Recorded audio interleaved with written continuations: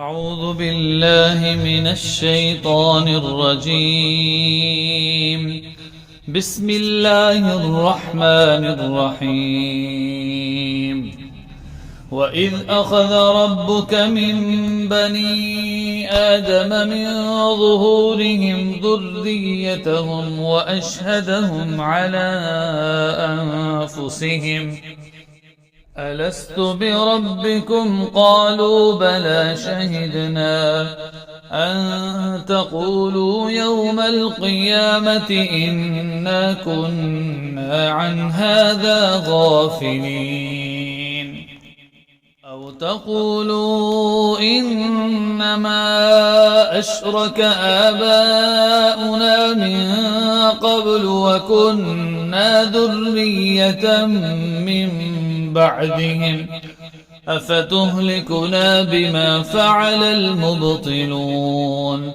وكذلك نفصل الآيات ولعلهم يرجعون واتل عليهم نبأ الذي آتيناه آياتنا فانسلخ منها فأتبعه الشيطان فكان من الغاوين ولو شئنا لرفعناه بها ولكنه أخلد إلى الأرض واتبع هواه فمثله كمثل الكلب إن تحمل عليه يلهث أو تتركه يلهث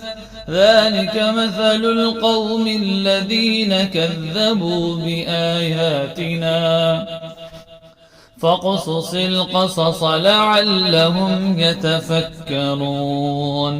ساء مثلا القوم الذين كذبوا بآياتنا وأنفسهم كانوا يظلمون من يهد الله فهو المهتدي ومن يضلل فأولئك هم الخاسرون ولقد ذرأنا لجهنم كثيرا من الجن والإنس لهم قلوب لا يفقهون بها ولهم أعين لا يبصرون بها ولهم آذان لا يسمعون بها أولئك كالأنعام بل هم أضل أولئك هم الغافلون ولله الأسماء الحسنى فادعوه بها وذروا الذين يلحدون في أسمائه سيجزون ما كانوا يعملون وممن خلقنا أمة يهدون بالحق وبه يعدلون والذين كذبوا بآياتنا سنستدرجهم من حيث لا يعلمون وأملي لهم إن كيدي متين أولم يتفكروا ما بصاحبهم من جنة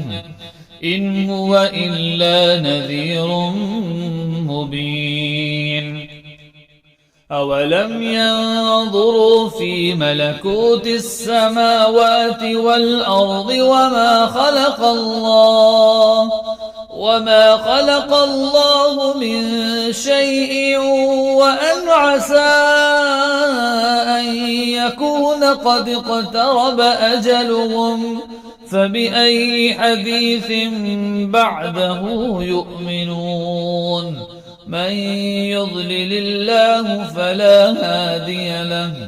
ويذرهم في طغيانهم يعمهون يسألونك عن الساعة أيان مرساها قل إنما علمها عند ربي لا يجليها لوقتها إلا هو ثقلت في السماوات والأرض لا تأتيكم إلا بغتة يسألونك كأنك حفي عنها قل إنما علمها عند الله ولكن أكثر الناس لا يعلمون قل لا أملك لنفسي نفعا ولا ضرا إلا ما شاء الله ولو كنت أعلم الغيب لاستكثرت من الخير وما مسني السوء إن أنا إلا نذير وبشير لقوم يؤمنون هو الذي خلقكم من نفس واحدة وجعل منها زوجها ليسكن إليها فلما تغشاها حملت حملا خفيفا فمرت به فلما